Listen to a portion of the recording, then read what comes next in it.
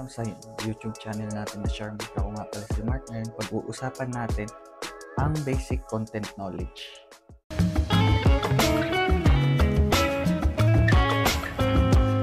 Okay, ano nga ba ang basic content knowledge na ituturo ko dito sa video nito? It's all about the data. Kung paano siya maintindihan, okay? Kung paano mo gagamitin yung data para sa advantage mo sa future o sa susunod mo pang content. Okay, ano nga bang nilalaman ng basic content knowledge is bawat video meron siyang top geography, meron siyang audience retention, like versus dislike, tapos view versus swipe away. Okay, napadali lang yan.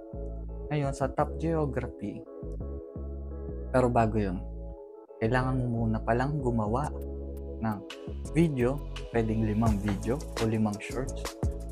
Mas maganda kung shorts kasi mas maraming nanonood sa shorts, mas mabilis ka makakakuha ng data. Ngayon, kung meron ka ng video at meron ka ng data, kailangan mong malaman yung top geography, kung anong bansa mostly yung nanonood ng content mo, para pwede mong i-adjust yung next content mo sa pag-edit mo o sa paggawa ng content mo based on sa country na yun, kung saan bansa yung mas marami. In my case, mas maraming nanonood sa akin sa bansang India. Okay? So, ngayon, in order to adjust my content, baka pwede ko itong lagyan ng English subtitle. Kasi mahalaga rin yung subtitle o yung caption sa video mo. Okay? So, ang gagamitin ko is English na caption para lahat nakakaintindi at lahat pwedeng makaintindi.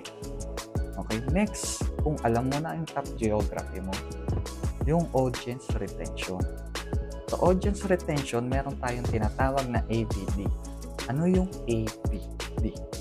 Okay? Audience view duration. Audience, pag sinabi natin audience view duration o AVD, means gaano nga ba katagal nag-i-stay sa video mo yung mga nanonood sa'yo. Kung ilang seconds, ilang minutes nga ba sila nag-i-stay. So, kapag nakita mo na yun at nakakuha ka na ng data pamamagitan ng AVD, audience view duration, may i-adjust mo yung pag-edit ng content mo o paggawa mo ng content para mapanatili mo silang nanonood sa video mo. So next, kapag meron ka ng AVD, like versus dislike, so magfo-focus ka rin doon sa data na yon kung gaano nga ba karami yung likes mo. Okay? Sa YouTube Studio makikita mo lahat ng data mo. Gaano karami yung likes and dislike para malalaman mo kung ano nga ba yung gusto ng audience mo, kung gusto ba nila yung content mo o hindi.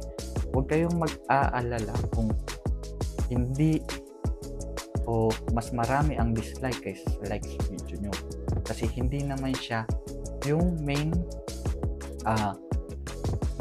focus ng video.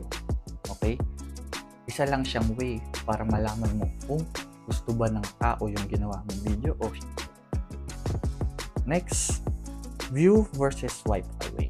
Ano nga ba ang view versus swipe away?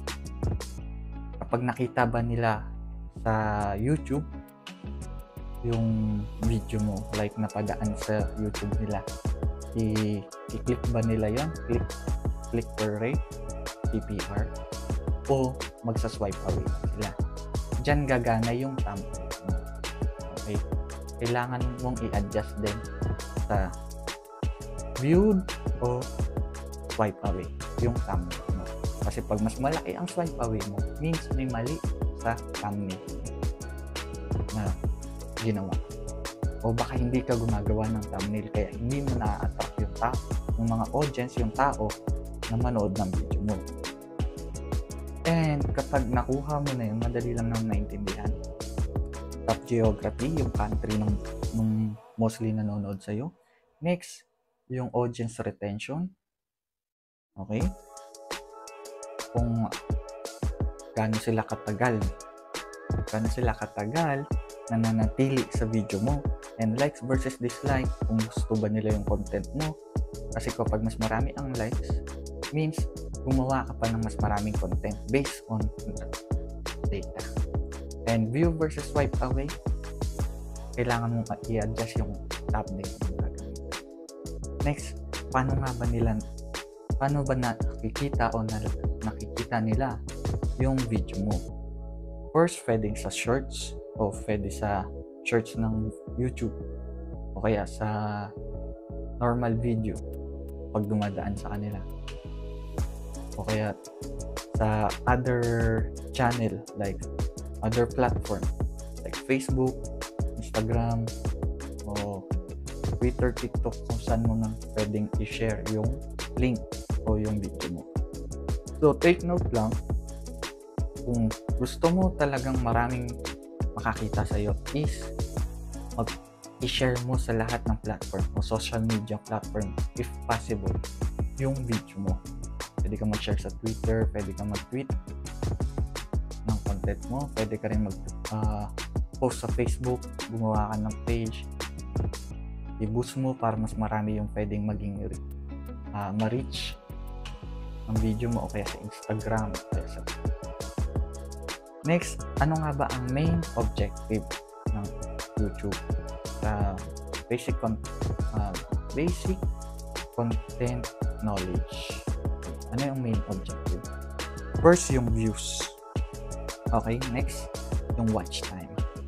Next, yung subscribers. Doon ka muna sa views. Based on data, kailangan mo mag-focus sa views. Makakuha ka ng views, kaya dapat i-share mo talaga sa lahat o pwedeng social media platform na pwede mong i-share yung video mo. Next is yung subscription. Kasi pag mas maraming nanonood na nakasubscribe sa'yo, more ipupush yan ng YouTube. And yung watch time. Yung watch time o yung audience retention, AVD, audience view duration. Mahalagang mas mapatagal mo silang manood sa video mo, pero hindi naman possible na hindi ka pa kilala, gagawa ka ng mahabang video para lang mapatagal sila. Kasi pag mas mahaba yung video mo at mas mabilis silang lumilipat o sabihin natin nag-change ng video, is bababa yung watch time mo. Hindi naman bababa, like konti lang makukuha mong watch time. Kaya ang gagawin mong content is hindi ganun kahaba, mabilis maintindihan, nagbibigay ng value para sulit yung panonood sa'yo ng audience o ng let's say community na tinatawag. So yun yung basic content knowledge na dapat mong malaman kung pinaplano mo ngayong 2025 gumawa ng content dito sa YouTube. So yun lang. Kung naintindihan nyo o kung hindi nyo naintindihan, pwede nyo ulit itong panoorin tong video. Okay, kung may hindi kayo nag-gets, tinry ko yung best ko na ipaliwanag sa inyo ng mas mabilis at mas madali. So like and subscribe na lang kung nakatulong sa inyo at may naintindihan kayo. Pwede nyo rin i-share, malaking tulong na rin yun. I-share nyo to sa social media platform kung free lang naman. Malaking tulong na yun. Very thankful na. So yun lang.